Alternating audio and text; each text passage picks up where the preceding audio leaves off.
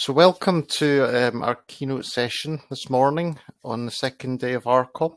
Our session today is hopefully going to be a good session, a special session even, and a session which I hope challenges us to really think about, I suppose, the contribution that construction management as a discipline has to make towards the grand challenges that we face in society, in the environment, but also economic challenges, and all related to how we contribute towards the urban context.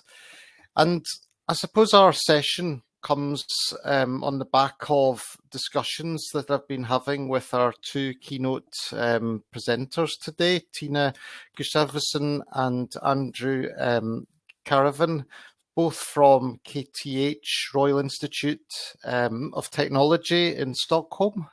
They both come from sort of different parts of the same institution, so that'll be quite an interesting contrast. And really we wanted to try and promote a discussion around how the urban disciplines connect with construction management and vice versa, how construction management can connect maybe slightly better with the urban disciplines, urban planning, urban design, urban studies, urban geography. So that's really the kind of framing, I suppose, the context of our session today, is just to see how we can better contribute together and start conversations. And I think conversations is probably the key word for me in trying to promote this. Obviously, we want shared research, questions, but even starting a conversation would be very useful. We're also joined today by Professor Paul Chan. We know Paul very well here, who's from TU Delft, but also is the editor-in-chief of Construction Management Economics. And again, just to add a little bit more context to what we're trying to do today, we are together as a group putting together a special issue which was launched last week, and the title of it reflects the same title we're going to use here. It's Grand Challenges Facing Our Cities, where construction management research meets the urban field. So you can find details of this obviously on Construction Management Economics website, but also we've put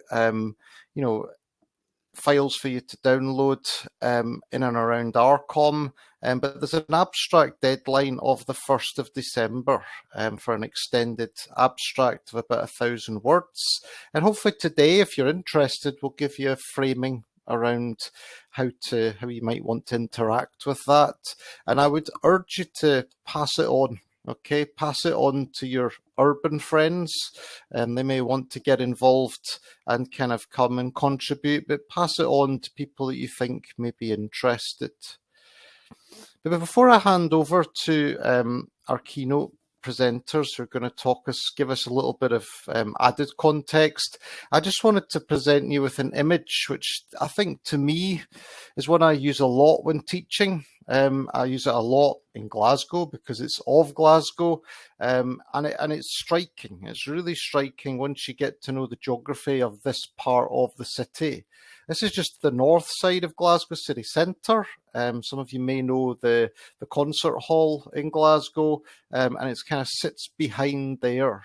And on to the left-hand side, we have an image which is from the late 1960s. There you see classic old industrial Scottish city with tenement buildings. We've got kind of high-rise flats, again, something that, medium-sized flats, something you don't see in the rest of England and Wales, and a very Scottish thing.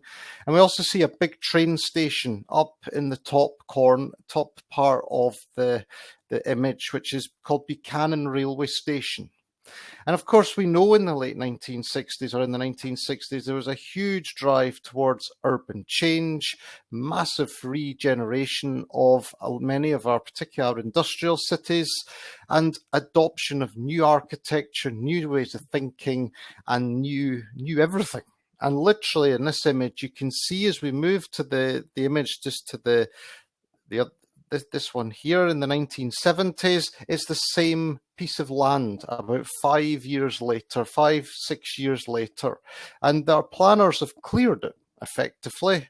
They've cleared the railway station, they've cleared a lot of the urban structure, and they're rebuilding for what they thought was the future. In the top of this image here, you can actually see what is now Glasgow Caledonian University. So it's hopefully where we're going to hold our conference next year. We've been saying that for 2 years now, but this is really hopefully the final time we're going to have to say this. And it sits roughly just around about the top end of where Buchanan railway station was. You can see that some of the structure's still there, but generally there's been an urban clearance, dramatic transformational change which took place at that time. There's a lot of high-rise flats in the distance in Glasgow, was dominated by this new way of living, certainly for social housing. Some of it was a success, others weren't a success, and you can see obviously now we're going through a phase of regeneration to try and undo some of the problems that were caused by this sort of urban clearance that took place. But really my point here is that we're used to change. Urban environments are used to change, and the grand challenges that we face today are very much asking us to rethink our cities and transform our cities in a similarly dramatic way as happened in the 1960s, 1970s. So ultimately, we're really trying to think about how planners, how society, how governance, how the construction industry and our discipline of construction management can begin to contribute towards that. Glasgow, like all cities, has a sustainable plan. It has big plans about how it's going to promote active travel. It's got big plans about how it's going to green the city. We've got COP26 coming to Glasgow in November of this year. So, it's going to be in the focus. Greta is talking about coming, but she's a bit unconvinced about the Scottish and the UK government's commitment to climate change. So at the moment she's holding out for a special invite maybe, but she's calling for dramatic action. She's calling for something big and bold. The challenge is that requires us as practitioners, but certainly us as academics, to start to rethink what the norms are, what we're actually looking for here, and how we can take it forward. So our special issue wants to kind of dive into that, and the keynote session today wants to kind of begin to help, I suppose, draw out some of the key themes, some of the conversations that we may want to have. And we invited Tina and Andrew to come along to talk to you today, because I think they represent people who are a bit like myself. I started life as an urban geographer and went into construction management, and then I've kind of spent my career playing between the two. So to me, these conversations are natural. I don't see the distinction too much between the disciplines in that sense, because it's naturally where I sit. And I think these guys sit somewhere in a similar space. Tina's more project management, construction, on that side, looking outwards to the urban environment, and Andrew's maybe more an urban geographer looking at it from the other perspective. So I'm going to play a couple of obviously their presentations, and then after that we're going to have a discussion, and Paul's going to join us for that to try and help us navigate through what is complex and it is difficult. But we're aiming for this word. I see the word collaboration in this slide, and I think we talked a lot about that yesterday, and that's really what we're aiming at. So I'm going to try and hope this is the right one to start with. Unfortunately, I don't know which one it is before we get going, so here we go. So we'll start with Tina's presentation, and she'll obviously introduce herself as part of her presentation. Hello.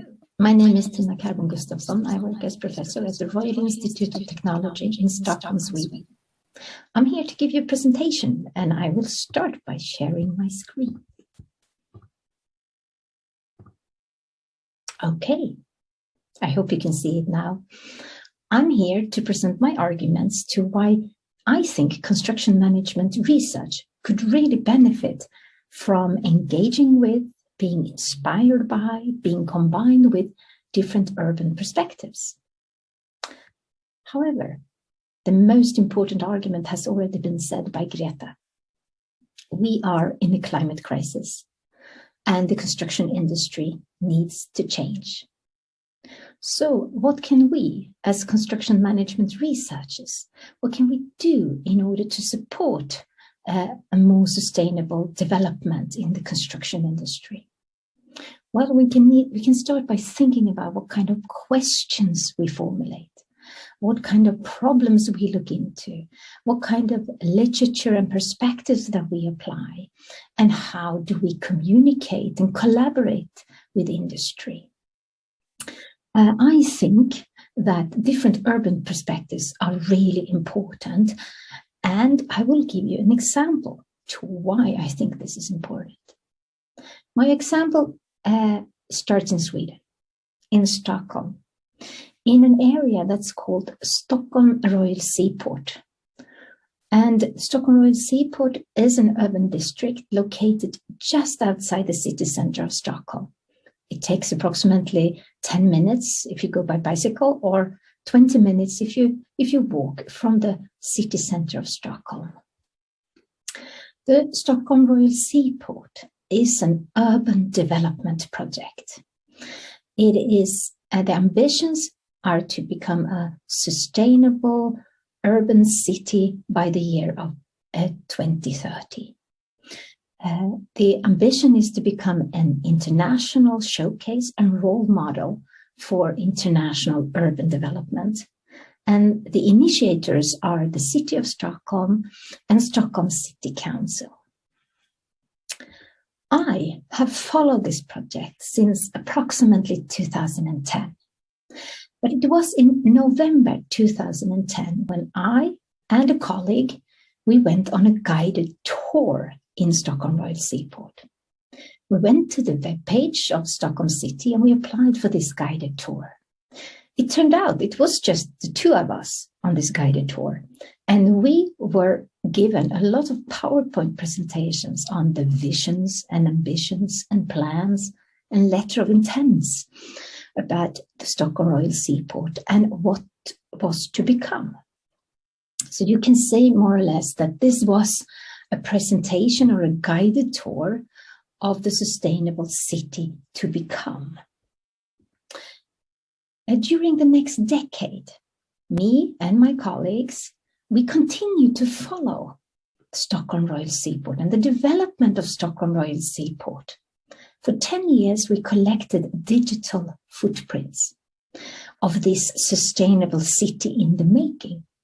So once a year, for 10 years, we downloaded what we could find on internet when we Googled, used Alta Vista, Yahoo, DuckDuckGo, and many other search engines.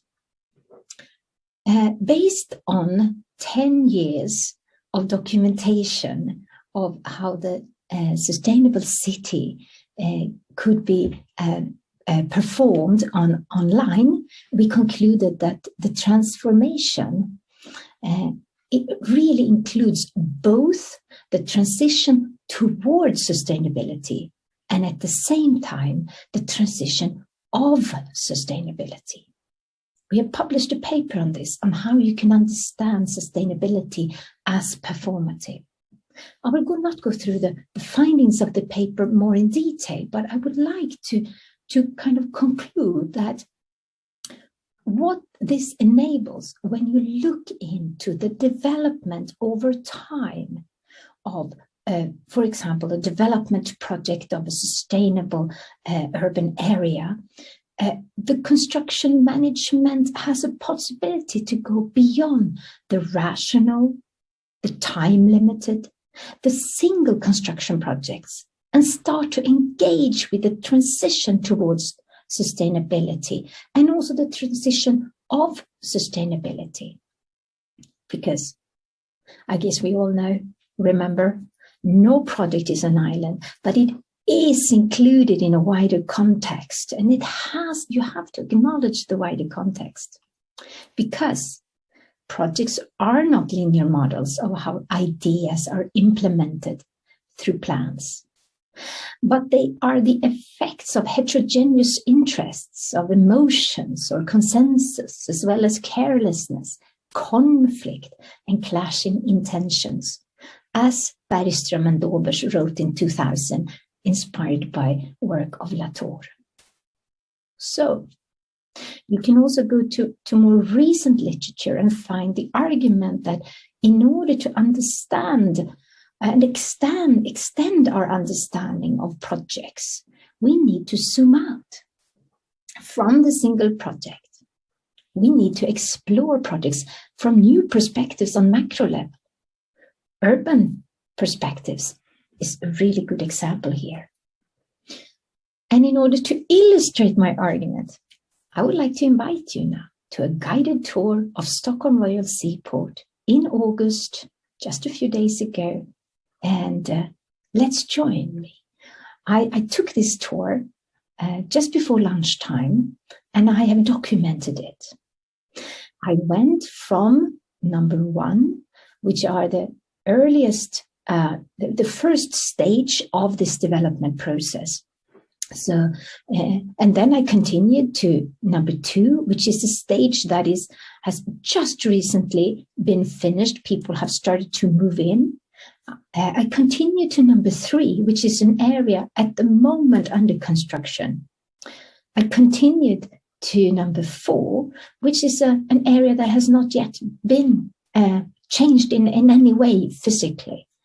And then I ended in the ferry terminal, the port, which is number 5, which is an area that is currently up and running, where you can see tourists coming back and forth from Finland on the ferries. And I want to illustrate that construction management research can see new things when taking another time perspective and a wider perspective on projects. So let's join me. Here you can see some pictures of the blocks in this Stockholm Royal Seaport, where people moved in some 5 to 8 years ago. This means that people have moved in and they have moved out. There are schools, the people are living there. There are shops. You have buses. It's a city up and running, so to say.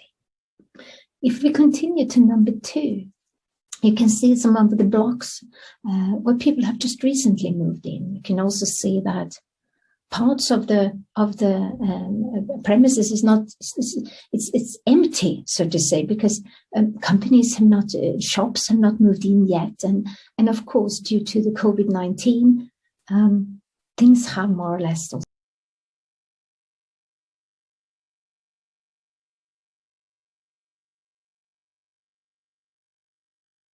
You can see some pictures of the blocks in this Stockholm Royal Seaport, where people moved in some 5 to 8 years ago.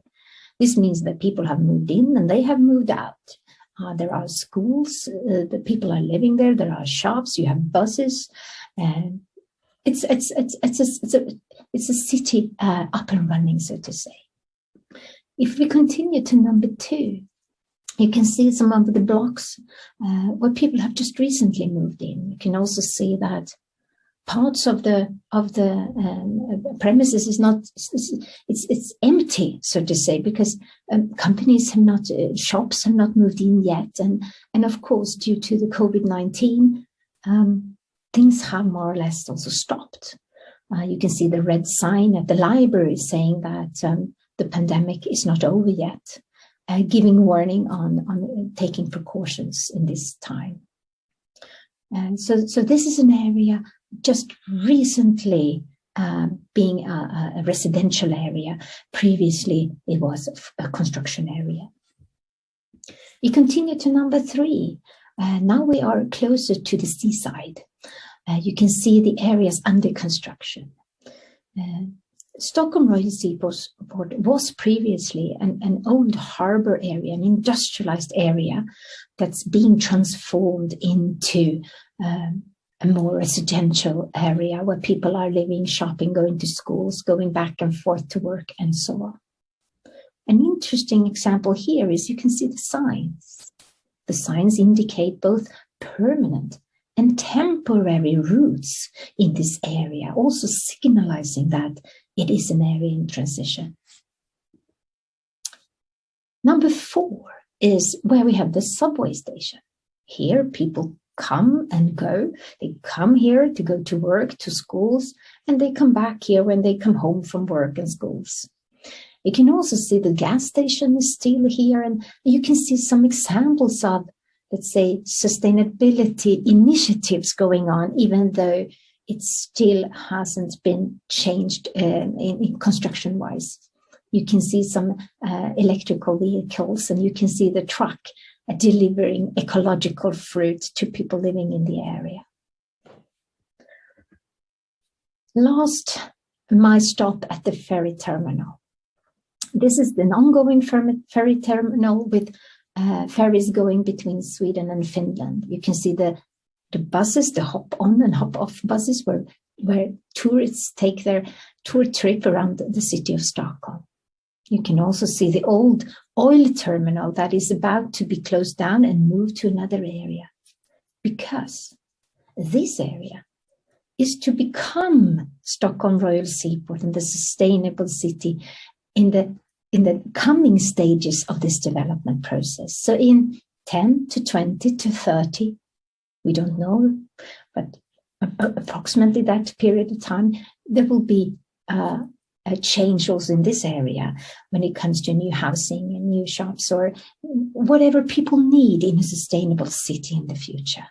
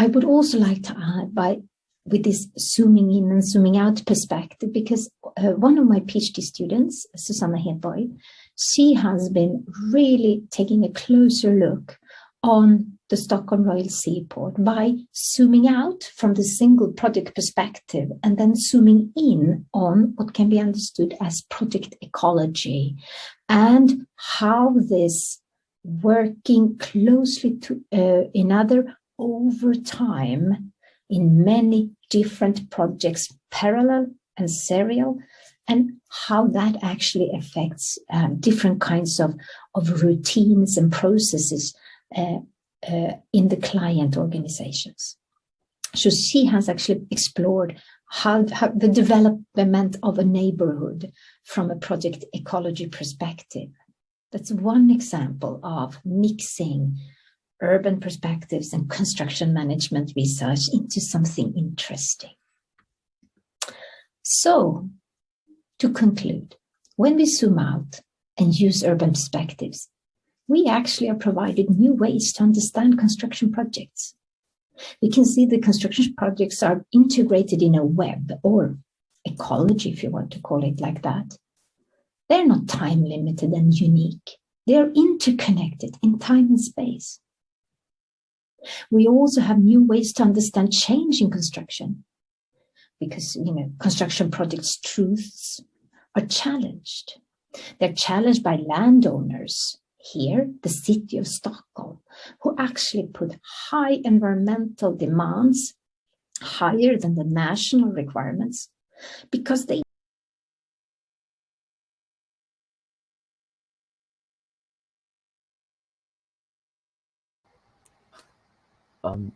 Craig, I think you're muted. Okay, sorry about that. Thank you, Tina. That was excellent presentation. I think many really nice concepts there for us to build on and think about in the sort of conversations we want to have in the future. I think the concept of zooming out, for certainly from a construction management perspective, is a really important one, and seeing what goes on, beyond the construction project in terms of timeline, but also what goes on outside of the so-called fence of the construction project, and the impact that we have on society and our urban structure is really vital. And I think there's lots and lots of opportunities there for shared research. So what I'm going to do now is move to Andy's presentation, and he's going to come from probably more an urban perspective and hopefully tell us as a community what we can do to help them. I suppose that's maybe one way to look at it in sort of black and white terms, but let's hopefully this will go okay. So I'll press play. Hi, it's great to be here at the ARCOM conference. My name is Andy Karvonen. I'm an associate professor at the KTH Royal Institute of Technology in Stockholm. I'm an urban planner and an urban geographer, and I conduct research on urban infrastructure networks, urban laboratories and experimentation, and smart cities and digitalization. I see urban development as a socio-technical process that involves the co-evolution of people, ecologies, and technologies. So I'm interested in how cities change over time and how different actors innovate in the built environment. As you might imagine, I'm an outsider to the field of construction management, but I recognize the importance of the construction sector to realizing improved urban futures. The process of constructing cities is central to urban change and to creating new built environments that respond to our current challenges related to the environment, economics, and society. I'm currently editing a special issue of Construction Management Economics with Craig Thomson and Tina Karrbom Gustavsson. We're interested in creating a dialogue between construction management discipline and various urban studies disciplines, such as planning, geography, architecture, and related fields. So we're particularly interested in how we can bring these different disciplines together to realize more sustainable urban futures. From an urban studies perspective, the Construction Center is recognized as a catalyst to change cities. Construction processes are tangible, visible activities, and they demonstrate that change is possible in cities and that it's occurring today. We can quantify the rate of change in cities by counting the number of construction cranes on the horizon, by indexing the number of construction permits issued by the local government, and by calculating the local economic impact of the construction sector. Construction is exciting for urban scholars because it involves the unfolding of urban development in real time. At the same time, construction professionals are often seen as a barrier to realizing more sustainable urban conditions. Construction workers are seen as being uneducated, and they fail to execute the designs and plans as required, and this results in a poor built environment. Meanwhile, engineers and managers who lead construction projects are often too focused on following existing norms and procedures and adhering to the bottom line of profitability, rather than being bold agents of sustainable transformation. So from this perspective, the construction sector is a weak link between the bold plans of sustainable urban futures and the realization of these plans on the ground. But there are multiple compelling connections between construction management and the urban disciplines, and both of these can inform the pursuit of sustainable urban conditions in the coming decades. So in this talk, I want to focus on three themes that are cutting across urban studies and I think make some nice connections with construction management. And these three themes are knowing cities, governing cities, and imagining cities. So let's start with the first theme. We're now in the era of the smart city. There's thousands of cities around the world that are using ICT, information and communication technologies, to enhance and extend urban functions and realize the connected cities of the 21st century. There's an incredible amount of hype about smart cities and the promised benefits, but we're slowly starting to see these things happen in real time and in the real world. It's early days for the realization of a digitally networked city, but there are lots of exciting but also troubling things on the horizon. A lot of the emphasis of smart cities is on the digitalization of existing infrastructure services, but there's also multiple ways that ICT is being used to generate big data sets to know cities more intimately. This is sometimes referred to as the new urban science. It involves big data, machine learning, algorithms, geospatial and social network analysis, and artificial intelligence to inform our understanding of how cities perform. We've all probably looked at the rise of urban observatories that can serve as control centers to monitor the metabolic processes of cities, energy, water, transportation, but also emergency services, natural disasters, social connections, and so on. And there are parallel bottom-up initiatives where civil society actors and neighborhood groups are leveraging ICT to enhance the public good. All these activities generate information that we can use to support modeling and decision-making processes. It's important to think about how the construction sector can engage in these processes of urban monitoring, of the new urban science. There's close parallels with building information systems, with the emerging city information systems, and construction professionals can help to decide on what should be monitored, how sensor networks can be embedded in the built environment, how to interpret the results, and how this data can be used to steer urban development in the future. Ideally, the smart city will offer digital technologies that can help urban stakeholders understand and then act upon cities in new and more effective ways. So a second urban theme that's relevant to construction management and the urban disciplines involves governance. In the 21st century, we're moving away from these top-down modes of conventional urban government that were devised and implemented in the 20th century. Administrative, bureaucratic, procedural activities based on master plans, policies, regulations are giving way to experimentation, to innovation, to creativity. Part of this is due to the erosion of trust in public authorities. But there's also a collective desire to develop new modes of governance that are fit for purpose for the contemporary challenges related to ecology, economics, and social cohesion. Most of us are probably familiar with this notion of triple helix partnerships that involve public, private, and academic sectors. And more recently, the idea of quadruple helix partnerships that include civil society actors. For proponents of these new modes of networked governance, the shift towards decentered modes of urban development promise more democratic, creative, and open modes of collective decision-making. It's a way to break out of the rigid, antiquated, bureaucratic silos of urban government and instead to develop urban processes that are more relevant and involve more urban stakeholders. Meanwhile, critics of these approaches see this shift towards network governance as a threat to democracy and as the rise of ad hoc and opaque decision-making processes. This is a form of post-politics where debate and alternative perspectives are suppressed in favor of decision-making behind closed doors by elite connected actors. So the rise of network governance raises important questions about how we can realize sustainable urban transformations while also protecting democracy. There are multiple opportunities for construction professionals to engage in this wider range of decision-making in cities and to influence processes of urban transformation. The downside of these approaches is that they require more time and coordination, and they also require us to be willing to disagree and to take on board alternative perspectives. This is the politics of sustainable urban transformation. It reveals the messiness, the grit, the contested nature of changing cities. But network governance is emerging as the new norm, and we need to think about how the construction sector, as well as the urban disciplines, can contribute. A third theme that I want to discuss is about Imaginaries.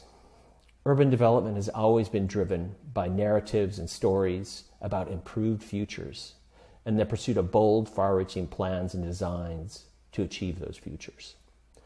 In the global north, the end of the 19th and the beginning of the 20th century were punctuated with a range of proposals that range from the practical to the utopian. We can think of Le Corbusier, Ebenezer Howard, Frank Lloyd Wright, Haussmann in Paris, Moses in New York City, and so on.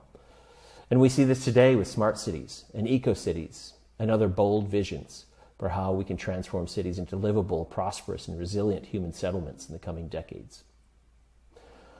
If we think about knowing cities better through digital tools and sensors, and then using these insights to inform transdisciplinary networked forms of governance, we can then see visions as collective pathways to achieve these desired futures. And more often than not, these visions are not ambitious and long-term, but they're rather incremental and piecemeal. There's less emphasis on comprehensive plans and master planning exercises, and more emphasis on one-off experiments, innovation districts, urban laboratories, tactical urbanism, and so on.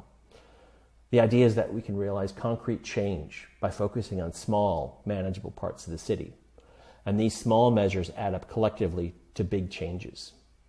This is a form of incremental urbanism, or some have called it acupuncture urbanism. And the emphasis on small-scale projects and on action is undoubtedly very familiar to construction professionals. It raises questions about how the construction sector can take part in these incremental actions to transform imaginaries into realities. So to conclude, I made 3 brief arguments about knowing cities more intimately, about expanding decision-making to a wider set of urban stakeholders, and imagining improved futures. There are multiple opportunities for built environment scholars to contribute to these and other dynamics of urban change. And I look forward to contributing to the interdisciplinary dialogue in this conference and also in the coming years. Thank you.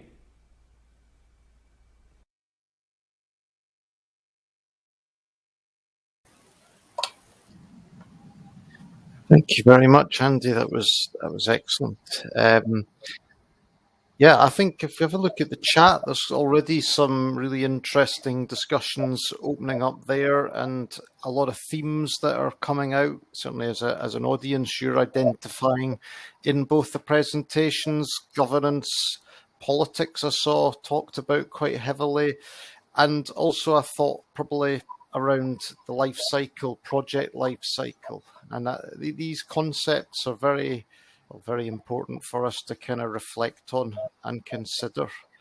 So I was going to ask if we've got Paul Chan here, and I was maybe going to ask Paul if he wanted to have any thoughts about what we've seen so far, and maybe try and link with Tina and Andy some propositions that you might have. I'm sure you've got questions.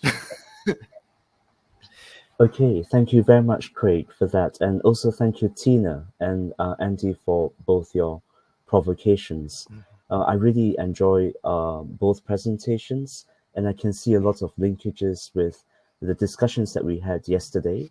I think also in the opening keynote, Chris Goss also reminded us of the kind of taking the ecosystem approach, and I've also sat in presentations that also consider that. And the kind of network perspective, which of course we had the Langford lecture yesterday, that reminded us that collaboration is not always a good thing, that there are also kind of dark sides to collaboration. So what I really kind of value, and I'm not going to take very long because I see there's a lot of very interesting discussions there. I quite like the idea of zooming out and zooming in. And Tina started to get us to think, and I think Stephen also mentioned in the chat, that it's really good to kind of go beyond the single construction project to actually figure out, are we actually creating value? And this idea that Mats Engvall, who said no project is an island. So I really like the idea that Tina took a very longitudinal perspective over a decade to kind of track, and the work is not finished yet, I'm sure. It's always ongoing. I think that's the process of becoming. And then I also found that Andy's opening was also quite interesting, because I never really thought very carefully about tracing the changes in the city by actually looking at construction data. Of course, that is so commonsensical, but often these two communities don't actually kind of meet up. I have maybe 4 points that maybe I want to kind of just very briefly summarize. I think they kind of capture some of the dilemmas that we need to kind of tackle. And hopefully today you have opened up this conversation, which will continue also in the special issue. I'm really excited about bringing the two communities. So thank you all for kind of guest editing that special issue.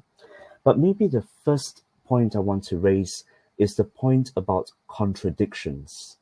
So I was very struck, particularly by the photo that Tina shared with us in number 5.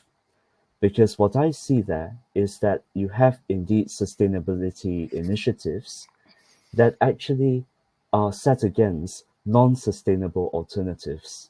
So I see the petrol station, the gas station, and in the backdrop, also the motorway, where once the automobile was actually dominating.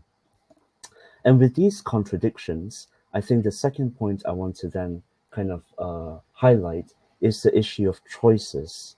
And I think Craig also started with this changing landscape of Glasgow. And there are sort of international comparisons of deindustrialization, switching to kind of residential.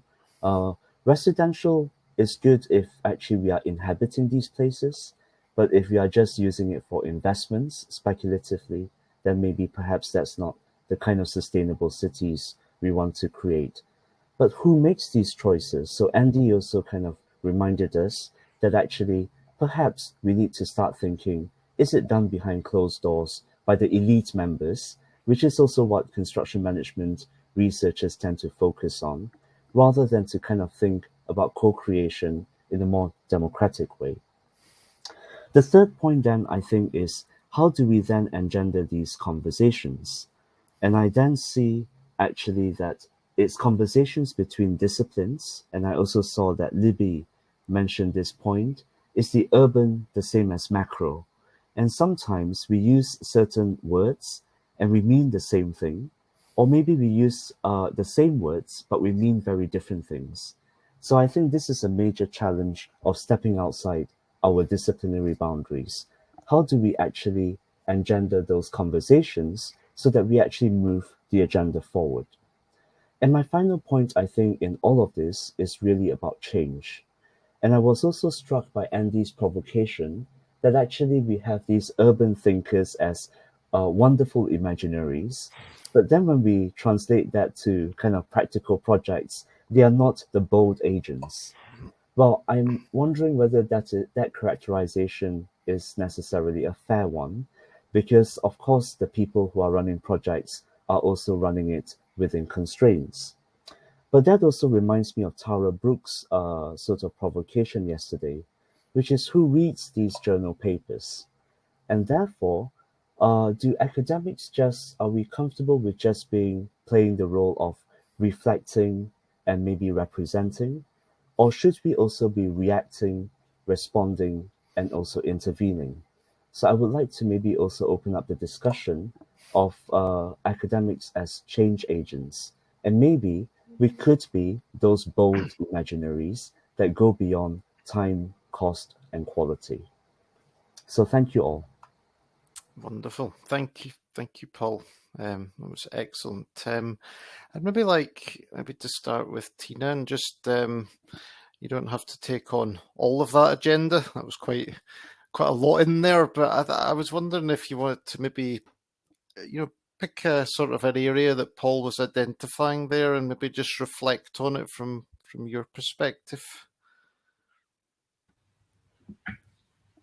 Yes, thank you. And thank you, Paul, for an interesting, it's not a summary, it's more like a reflection of I guess, what was said and yesterday and today.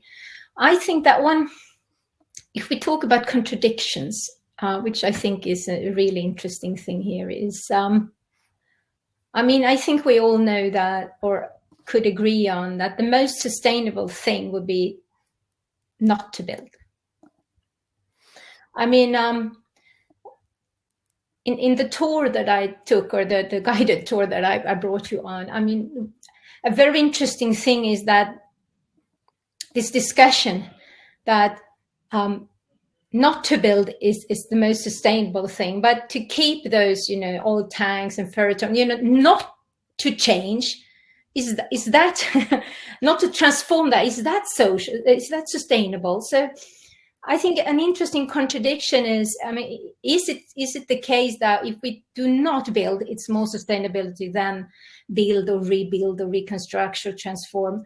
I'm not sure about that. So I think that would be very interesting, because my first point or idea was to discuss with you that, I mean, what would be the effects of stopping this development process at this moment, just not doing it anymore, just keeping it as it is, and in that way follow those who argue that the best thing from a sustainability perspective is not to build. But I'm not so sure. So I think this discussion is interesting, and I also think it's interesting from a construction industry perspective. I mean, what happened with workplaces, companies, investments, if the main argument is not to build? So that's something that I'm a bit interested in. Very much. That ties myself back to a paper I remember reading many years ago by William Rees in Building Research and Information, where he made that exact argument around, basically his provocation was that the developed world have had their time and they should stop building and allow the developed world to build. And that caused a lot of discussion for many, many years, which is still ongoing, Excellent. So, Andy, I was wondering if you had wanted to maybe do the same and maybe pick on something that Paul had said and see if you could tie it into your thoughts. Yes, yeah, thank you. No, it was great to it wasn't great to watch my video, but it was great to see Tina's video and join the conversation here. It's always funny to watch oneself. I want to pick up on Paul's final point, and he asked in a provoking way, what's the role of academics as change agents, in the construction sector, but also in cities. And I think this is something that I've tried to engage with quite a bit. And we all know about this idea of research impact now, and this importance of, not just critiquing, not just reflecting, not just publishing articles and books that nobody ever reads, but actually going out and making effective changes in the world, which is very difficult for us to do. Most of us aren't trained to do that. But most of us probably actually want to do that, So I think there's really interesting ideas about co-production, co-design. Any sort of word with co at the start of it seems to be a good thing. We kind of ignore the fact that we actually have to work with other people, and other people are horrible, and we actually just want to get on with things by ourselves. But no, I'm kidding. But I mean, I think this is a really interesting. I think there's a lot of opportunities, to really engage, with students in primary schools, with neighborhood groups, with NGOs, with local governments, with private companies, and see, are there ways that we can actually change things for the better? And then you say, well, what does the better mean? And that's the huge debate. We just say, we want a more sustainable world. Yeah, of course. What do you mean by sustainable? Well, that's different than what I mean by sustainable. So, but this is where I feel like we're moving that way in academia right now. And I think we need more examples and more inspiration on how to do that. I don't have the recipe and the formula for doing co-production processes. And it's very different than the way we currently work, the way we do research, the way we teach. But there's all kinds of ways that we can link up teaching and research and external engagement, and start not thinking about the world outside of academia, but start thinking about that we're connected. So I think that it's a really nice provocation, and something that we can think about. How can the construction management discipline, how can the urban disciplines come together in these co-production processes? Excellent. Thank you very much. I'm looking at the chat, and there's lots and lots of things going on in here. And I think just trying to find one that illustrates a lot of the essence of some of the conversation that we're having here. And I saw Will Hughes has tried to dip into the idea of not developing, and I think it ties in with some of, obviously, my thinking, and it very much, he says here that not developing is a useful provocation. Absolutely. Certainly from an environmental climate change point of view, it has a lot of argument, but it only works really if we start from the starting point of perfection, and we know that our cities are not perfect. So for other reasons, economic, social, and even other environmental reasons, we need to rework our cities to make them work more efficiently. And he argues here it's a real question is about making sure, I suppose, the overall aims and objectives of developers actually begin to tie into this discussion. And I suppose from my own point of view, it's also about making sure that the urban objectives, the urban vision ties in with, I suppose, a common sustainability feel as well.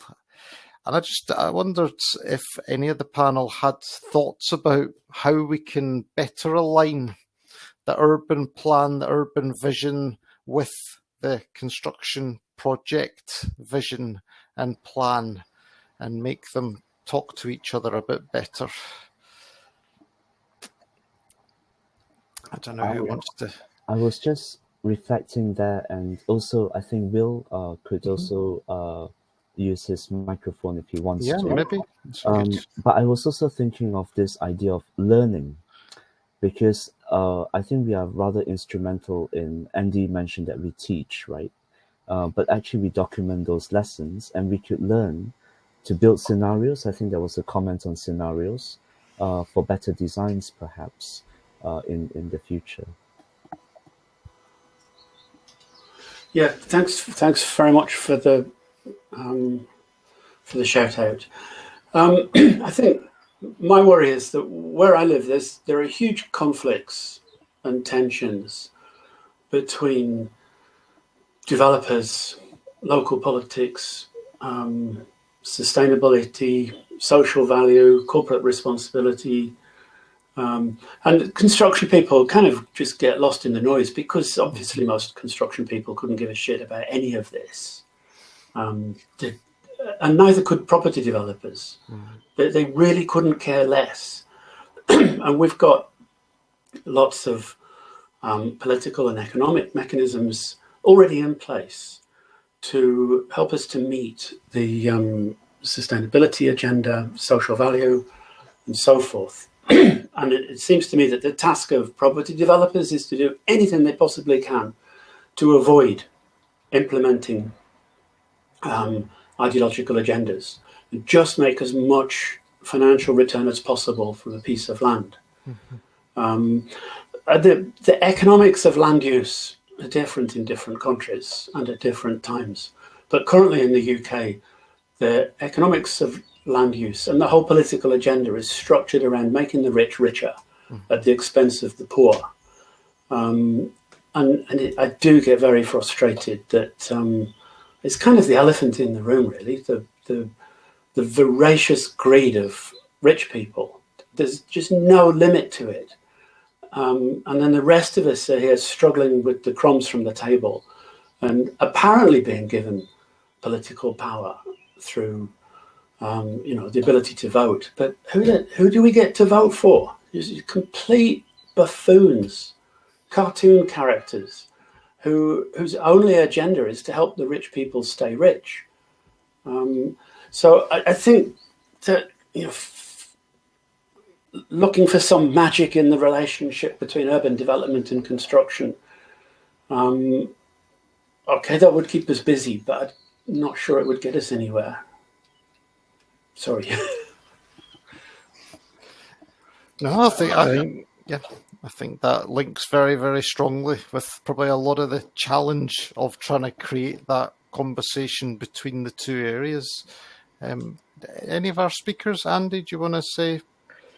Yeah, so no, I really appreciate Will's intervention there. I think he's really focusing on, you know, the social equity aspects of sustainability. I think there was an earlier question in the chat about, you know, what do we mean by sustainability? You know, and I kind of take the bog standard definition, you know, of social equity and economics and environment. So when people talk about social sustainability or environmental sustainability or economic sustainability, it irritates me because it's all three of those elements, or maybe there's more elements that come together. And it's what's powerful for me about sustainability is that relational approach, and, you know, trying to tick all these boxes, you know. So I'd go back to Will and say, you know, can't we find a construction professionals who take social equity seriously, but can also follow their profit motive? You know, and you say, well, yeah, maybe there's a couple of them, but most of the industry is not like that, and I would agree with that. And then just to go back to the earlier provocation, you know, I think, you know, what's this relationship between visions and reality? You know, and we're always frustrated. We say, oh, we had this wonderful idea for this project or for this city, and it didn't happen because of X, Y, and Z.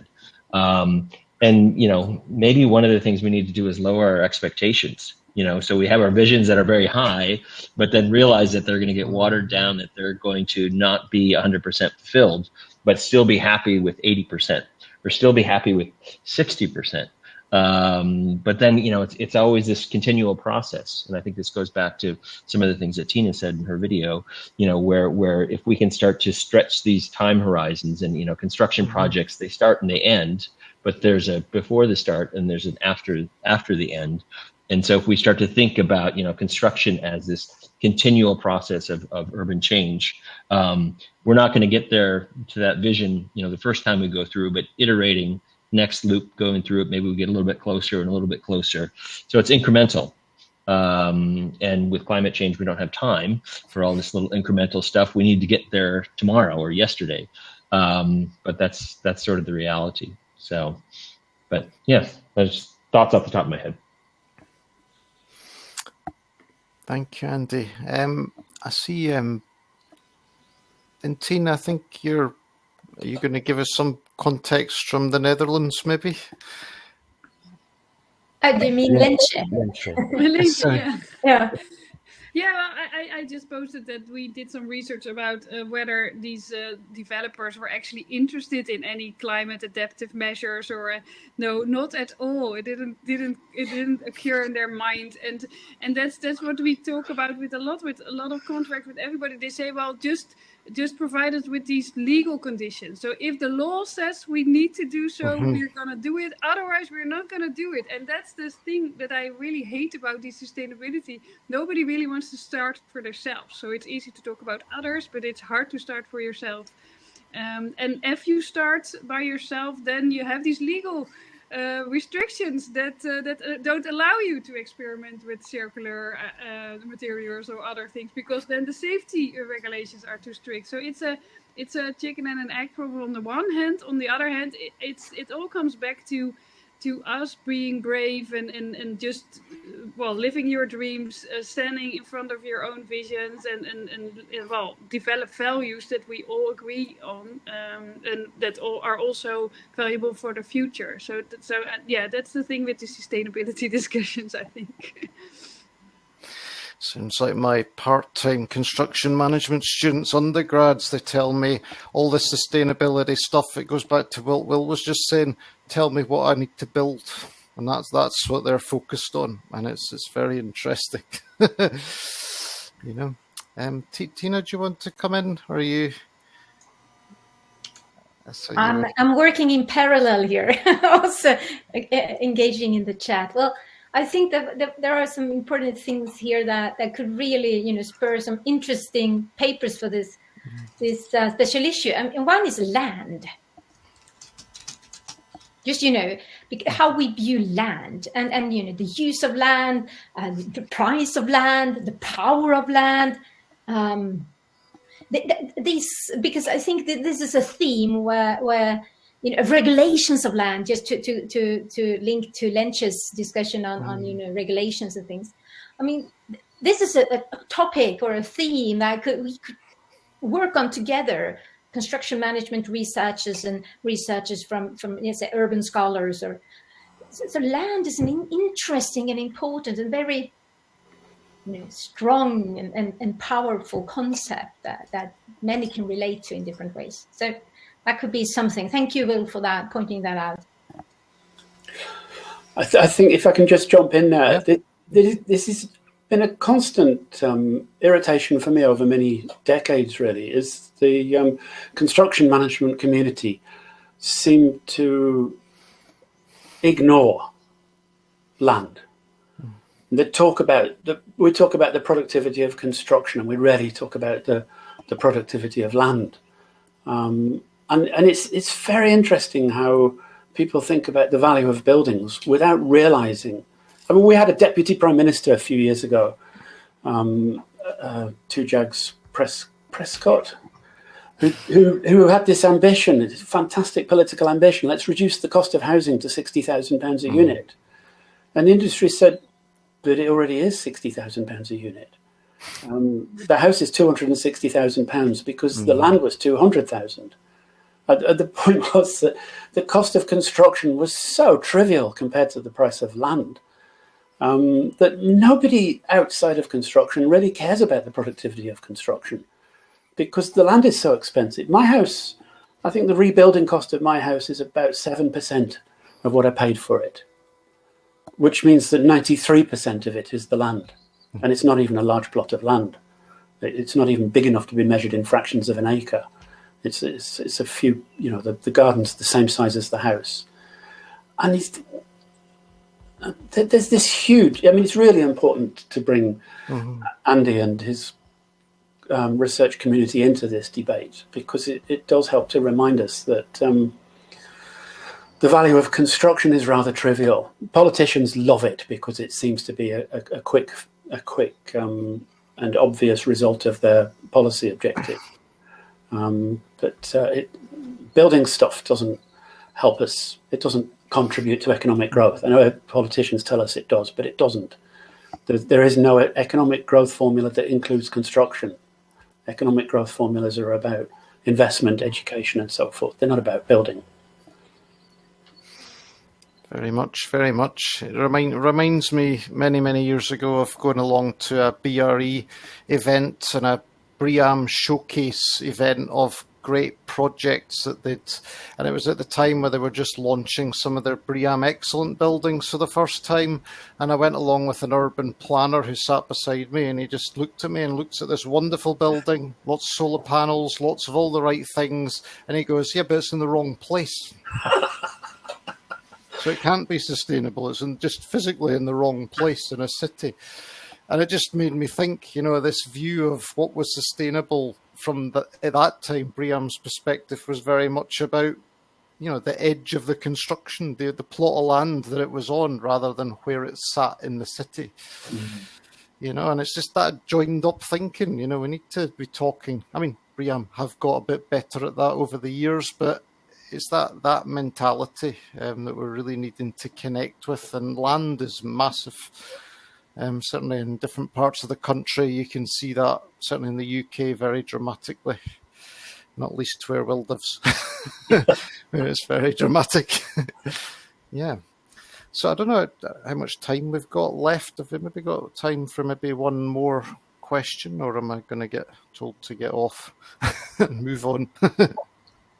I was also struck by the chat, and maybe there could be a lot of international comparisons because we see also a lot of different countries represented in the chat.